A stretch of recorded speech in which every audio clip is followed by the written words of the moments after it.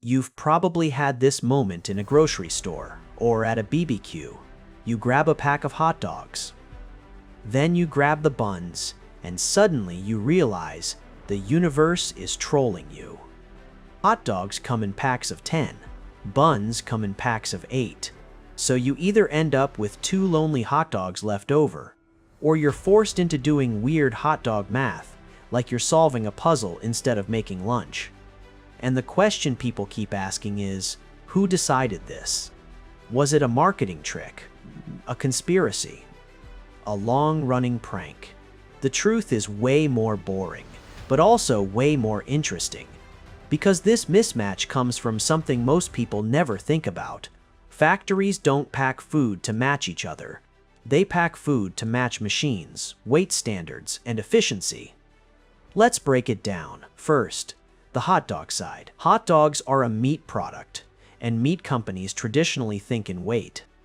A lot of standard grocery hot dogs are sized so that a pack conveniently lands around a classic weight target, like about a pound. Many explainers point out that a standard hot dog is roughly around 1.6 ounces, and 10 of them brings you close to 16 ounces, 1 pound, which makes packaging simple and consistent. The National Hot Dog and Sausage Council even calls this the classic mystery of the universe, and explains the common 10-dog pack versus 8-bun bag situation as something that evolved from industry norms rather than a coordinated plan. So hot dogs often ended up with 10, not because somebody wanted to annoy you, but because the pack size fit a standard weight pattern and became a familiar default. Now the bun side. Bread companies think differently. They don't start with 1 pound of buns. They start with how buns are baked and how they move through production. Buns are commonly baked in pans or trays arranged in a way that makes 8 a natural number, often clusters that produce a total of 8 rolls per bake unit, like 2 sets of 4. This gets repeated again and again across explanations. Buns are most often 8 to a pack because they're baked in those pan configurations, and it's efficient for bakeries. So while the hot dog factory is thinking, how do we standardize by weight and production? The bun bakery is thinking, how do we standardize by tray size and handling without crushing the product? And that's the key. These two industries evolved separately.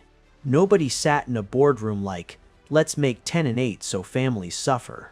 It's more like 2 different systems locked into their own best practices decades ago. And once something becomes the industry default, changing it is surprisingly hard. Because changing pack sizes isn't just changing a number on a label.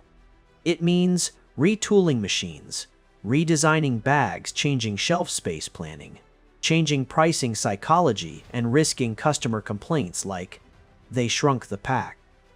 Even if the weight is similar. That's why, even though you can find buns in other counts and hot dogs in other counts, the classic mismatch survives because it's what most buyers are used to. Now here's the part people forget. The mismatch might actually increase sales, not as an evil trick, more like a side effect. If you buy 10 dogs and 8 buns, you'll probably do one of these. Buy a second pack of buns, now you have extra buns. Buy a second pack of hot dogs, now you have extra hot dogs, or improvise hot dogs without buns, buns used for other sandwiches. Either way, you often end up buying more of something eventually. Even if that's not the original purpose, it's not a bad outcome for manufacturers. So what's the real answer, in one sentence? Hot dogs often come in 10 because of weight-based packaging norms, and buns often come in 8 because of baking tray and bakery production norms. 2 industries optimizing for different machines, not for your plate. And if you want the funniest solution, the Hot Dog Council even suggests the classic math fix approach people joke about. You can buy in combinations that match totals better. But honestly, most people will just keep living with the chaos. Before you go, here's a quick viewer hook you can use near the end. Next time you see that 10 versus 8 mismatch, don't think scam. Think factory math.